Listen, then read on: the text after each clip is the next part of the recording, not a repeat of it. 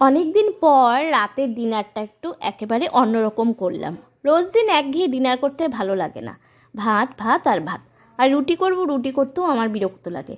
তাই কি করলাম, শীতের সব রকম সবজি দিয়ে আজ একটু চাউমিন করব।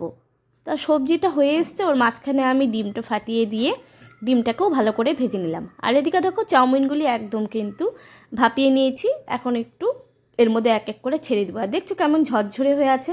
কেন বলো তো ঝরঝরে হয়ে আছে? আমি যখন চাউমিন সেদ্ধ করি তখন কিন্তু ওর মধ্যে আমি একবারে নুন আর একটু তেল দিয়ে নিই। তারপরে ঝাঁঝরির মধ্যে দিয়ে কলের তলে দিয়ে একটু যদি ধুয়ে নাও, একদম দোকানের মতন এরকম ঝরঝরে থাকবে। আর এই দেখো আমি কেমন করে দিয়ে দিচ্ছি সব এক এক করে। দেখেছো কেমন ঝরঝরে? একটার গায়ের সাথে কিন্তু একটা একদম লাগবে না।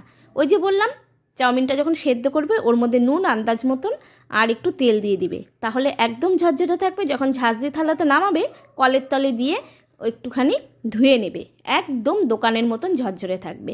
তা যাই হোক, এখন চাউমিনটা দিয়ে দিলাম। এখন তরকারির সাথে ভালো করে খুন্তি দিয়ে এদিক ওদিক করে নাড়াবো। একটু কষ্ট বটে হচ্ছিল, কারণ ছোটো তো কড়াটা। যাই হোক, কোনো ব্যাপার না। এখন দিয়ে দেবো এর মধ্যে হলো তোমার সয়া সস। সয়া সস তো আমি নামানোর আগে অবশ্যই দেবো। তাই দেখো কষ্ট করে কিন্তু নাড়াচাড়া দিয়ে নিচ্ছি। রাতের ডিনারের সাথে আমি ওবেলা আজকে বিকালে কিন্তু চাও খাইনি, তাই ভাবছি চাটাও এর সাথে করে একবারে খেয়ে নেব। ব্যাস, রাতের ডিনার কমপ্লিট, কোনো ঝামেলা নেই। তো এই দেখো সুন্দর করে কিন্তু আমি নাড়িয়ে চাড়িয়ে তরকারির সাথে মিশিয়ে এখন উপরে কিন্তু আমি সয়া সস দিয়ে দিচ্ছি। দেখতেই পাচ্ছ, এই দেখো রেডি হয়ে গেছে। দেখছো কেমন ইয়াম্মি ইয়াম্মি চাউমিন করেছি আমি।